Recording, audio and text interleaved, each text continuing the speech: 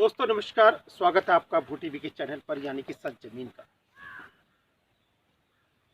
आज हम इस प्रकृति प्रदत्त बांस के जंगलों में आए हैं।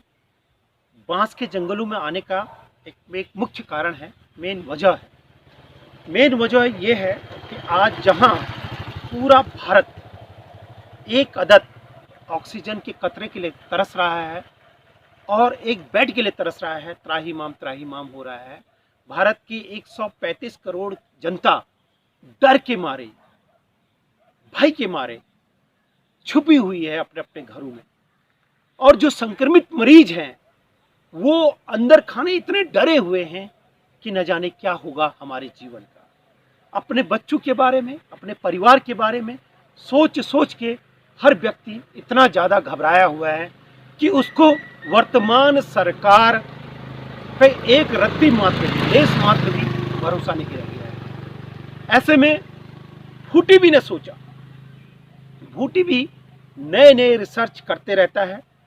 भू टीवी ने जब देखा कि कोई तो ऐसा होगा इस देश में जिसने ऑक्सीजन को प्रोडक्ट किया होगा, प्रकृति प्रदत्त ऑक्सीजन, जो जिन पेड़ों के माध्यम से हमें ऑक्सीजन मिलती है, जिन पीपल के वृक्षों के माध्यम से हमें ऑक्सीजन मिलती है, जिन बरगद के पेड़ों के माध्यम से हमें ऑक्सीजन मिलती है, यानी कि प्रकृति में प्रदत्त जितने भी पेड़ हैं उन पेड़ों के माध्यम से हमें ऑक्सीजन मिलती है। इन बांस के पेड़ों से भी हमें ऑक्सीजन मिलती है।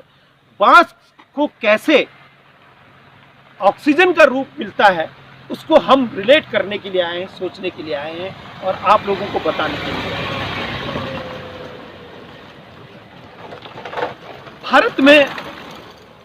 भारत का एक प्रदेश है आसाम में एक जगह पड़ती है जोरहाट। जब ब्रह्मपुत्र नदी में 1979 में एक बहुत बड़ी बाढ़ आई थी, उस बाढ़ में जंगली जंतु, जीव जंतु, जानवर सब बह गए थे और वो इतनी भयंकर प्रलय रूपी बाढ़ थी।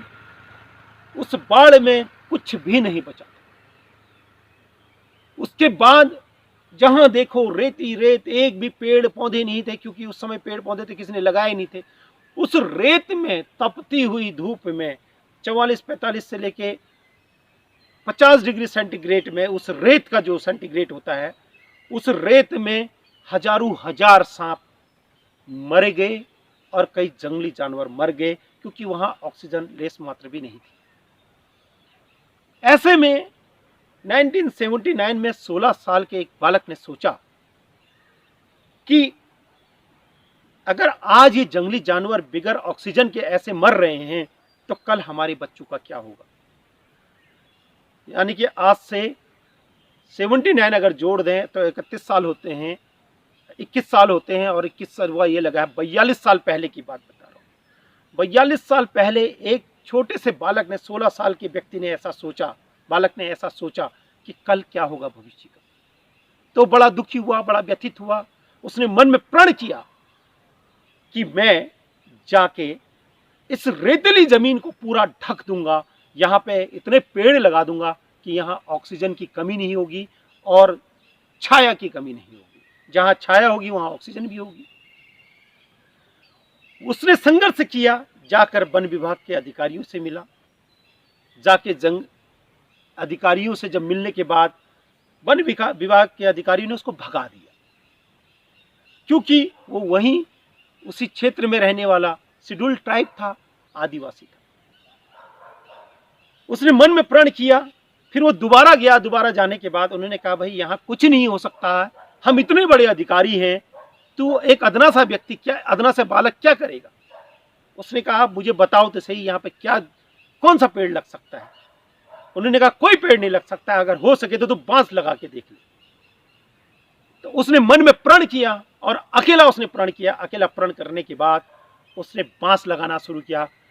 और बांस लगाने के बाद उनको सींचते रहा, बल्टे में पानी लेके सींचते रहा, और धीरे धीरे वो कल्पित होने लगे, उनमें वो अंकुरित होने लगे, यानी कि उनमें फूटने लगा, यानी कि पौधा बढ़ने लगा, जैसे भी जिस भाषा में भी आप समझते हैं। धीरे धीरे बांस के जब उसको 4-5 पेड़ उगने लगे तो उनका साहस बढ़ा। उन्होंने विभिन्न प्रकार के पेड़ लगाने वहां शुरू कर। ऐसा करते करते 1370 एकड़ को उन्होंने बिल्कुल 30 साल लगातार मेहनत करते हुए उस वन को हरा भरा कर दिया। उस वन का नाम है मोइल वन। उस शख्स का नाम है जादव मोइल पोइंग। देखिए, अब हम ऐसे व्यक्तियों के बारे में रिसर्च करते हुए आपको बता देंगे। उनको नाम दिया गया फॉरेस्ट मैन ऑफ इंडिया, लेकिन भूटी भी उनको नाम देता है ऑक्सीजन मैन ऑफ इंडिया।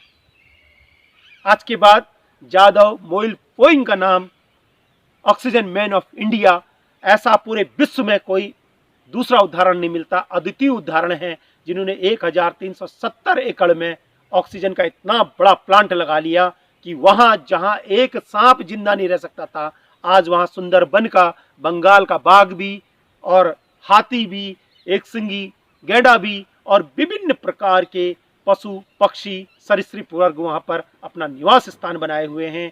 और सारा जंगल का जो होता है, जो प्रकृति की जो चक्र होता है, वो चक्र वहां चलने लगा। और धीरे धीरे ऐसे व्यक्ति को एक दिन ऐसा आया कि उनको पद्मश्री का अवार्ड से नवाजा गया। हालांकि उनको इस अवार्ड की कोई आवश्यकता नहीं थी। निस्वार्थ मन से वो लगातार 30 साल इस काम को करते रहे।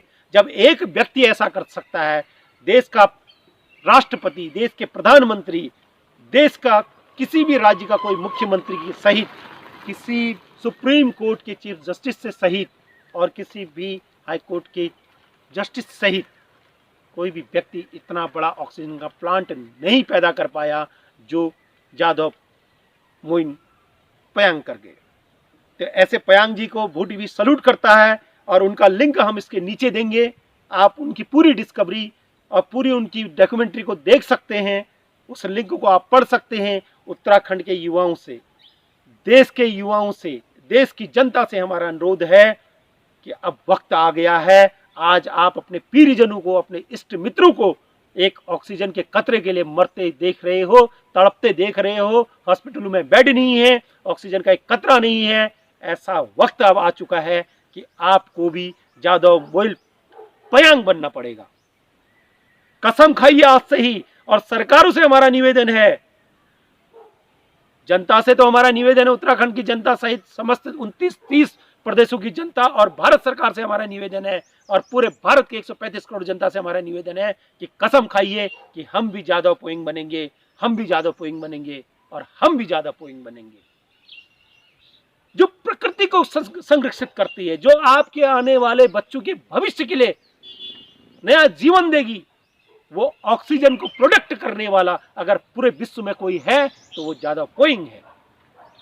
आप आर्टिफिशियल ऑक्सीजन प्लांट लगा सकते हैं, लेकिन प्रकृति प्रदत्त ऑक्सीजन प्लांट केवल जादव पोइंग ने लगाया है। ऐसे जादव पोइंग के पच्चिन्नू पर चलिए, उनके अनुसरण कीजिए और उनको पढ़िए। उन्होंने कितनी मेहनत करी, उस मेहनत के पीछे आप जाइए। और उसके साथ साथ अब निवेदन करने का वक्त आ गया है। निवेदन जो भी भूटी भी सुझाव दे रहा है, दूसरे दिन अखबारों में या तीसरे दिन अखबारों में आप देख रहे होंगे कि सरकारें डिट्टो उसी में चल रही है। इसलिए हमारा निवेदन है कि आप बोलिए, आप मुखर होइए, आप इन सरकारों की अकाउंटेबिलिटी को सुनिश्चित करवाइए जिनको हमने वोट दिया है। ये अपने जिम्मेदारी से भाग नहीं सकते हैं। इसलिए माननीय उच्चतम न्यायालय लगातार इनको निर्देश दे रहा है और भूटी भी बार बार इनको सुझाव दे रहा। दूसरे दिन मुख्यमंत्री और उनकी पूरी कैबिनेट सहित उनका पूरा जो सचिवालय है और उस पर संज्ञान लेकर भूटी भी उनको धन्यवाद करता है। भूटी भी के कहने पर वो काम कर रहे हैं या सुझाव को पे वो अमल कर रहे हैं। आप अखबार उठा के देख लीजिए, मेरी पुरानी वीडियो देख लीजिए। जो वीडियो हमने कहा है, चाहे वो स्कूल हो, कॉलेज हो, चाहे वो होटल्स हो, वो खाली उनको एक्वायर कीजिए, वो सरकार कर रही है। हमने कहा आप अपने विधायकों, हमने कहा लोगों से कि आप अपने अपने विधायक और एमपीओ को घेरिए, तो उन्होंने 1-1 करोड़ रुपए देने के लिए कह दिया। हमने फिर मांग करी कि 5-5 हज़ार रुपये प्रत्येक परिवार को मिलना चाहिए। तो फिर आज के अखबार में आपने देखा होगा कि मुख्यमंत्री ने कह दिया कि 1-1 करोड़ रुपए आप कोविड पेशेंट के जितने भी आपने अपने गाँव में बांटिए। विधायकों के ऊपर जिम्मेदारी डाल दी, क्योंकि हमने कहा था कि ग्राम पंचायत और ग्राम प्रधान और ग्राम पंचायत अधिकारी के ऊपर जिम्मेदारी डाल दीजिए। तो आज के अखबारों में देखिए कि वही सब चीज़ें आ रही हैं कि ग्राम पंचायत और पंचायत अधिकारी और ग्राम प्रधान और उसके साथ साथ आंगनबाड़ी और वहाँ के जितने भी अन्य चीज़ें हैं उनको सदस्य बना दिया गया है, इकाई लेवल पर कर। हम कहते हैं कि पावर सेंट्रिक नहीं होना चाहिए, उसका विकेंद्रीकरण होना चाहिए, केंद्रीकरण नहीं होना चाहिए। मुख्यमंत्री भी वही कर रहे हैं। तो इसलिए भूटी भी माननीय मुख्यमंत्री जी का हार्दिक धन्यवाद करती है कि आप हमारे सुझाव पे ध्यान दे रहे हैं, और सुझाव जो अच्छा सुझाव देगा उस पर काम जरूर होगा।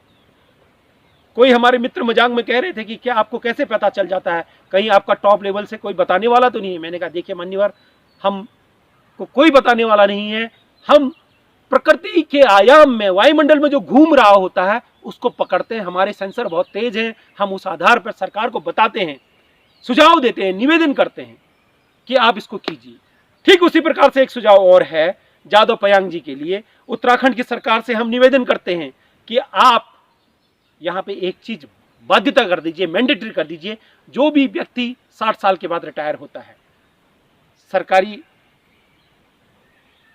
डिपार्टमेंटों से, और साथ में जो भी यहाँ पे सीनियर सिटीजन है उसके लिए मैंडेटरी कर दीजिए कि वो अपने अगल बगल में, जब तक आज 60 साल के बाद से जब तक वो जीवित हैं, वो हर महीने में 10-10 पेड़ लगाए 60 साल से ऊपर के। और नीचे स्कूलों के बच्चों से हर महीने, साल में 2-2, 3-3 पेड़ लगाए। हर स्कूल के बच्चे, कॉलेजेस के बच्चे, उन पर मैंडेटरी कर दीजिए। और 60 साल के ऊपर जितने भी हैं उनको उनका वॉलंटियर बना दिए, और उनको उनका निगरानी करता बना दीजिए, उनको संरक्षक बना दीजिए। वो अपने तो लगाएंगे, क्योंकि 60 साल के बाद वनप्रस्थ आश्रम होता है। वो वनप्रस्थ आश्रम की तरफ वनों की रक्षा करेंगे, पेड़ पौधों की रक्षा करेंगे, प्रकृति की रक्षा करेंगे। और जितना अच्छा प्रकृति हमारी होगी उतना यहाँ ऑक्सीजन की प्रोडक्टिविटी होगी, और उतना यहाँ का व्यक्ति स्वस्थ होगा। अगर यहाँ का व्यक्ति स्वस्थ होगा तो पूरा देश का व्यक्ति स्वस्थ होगा। इसलिए ये निवेदन है। और साथ ही साथ वर्तमान में लोगों से हमारा निवेदन है कि आपको ऑक्सीजन, कोविड किट या कोई भी संक्रमित मरीज हो उसको प्यार दीजिए, उसको दुलार दीजिए, उसके साथ जाइए। भूटी भी आपके साथ है। हमें फोन कीजिए, हमारी पूरी टीम आपको जो नेगेटिविटी में आता है, जो डर रहा है, जो भय में है, जो भयाक्रांत है, उसको हम सर से लेके पांव के नाखून तक उसको इतना पॉजिटिव कर देंगे, उसको लगेगा कि पूरी पृथ्वी, पूरी सृष्टि मेरी है। इसलिए हमारा निवेदन है सभी लोगों से कि माधव पयांग जी को सर्च कीजिए, यूट्यूब पे जाइए, गूगल में जाइए, उनके पूरे जीवन को देखिए, और उनके जीवन को देखने के बाद उनका अनुसरण कीजिए, उनके पद चिन्हों पर चलिए।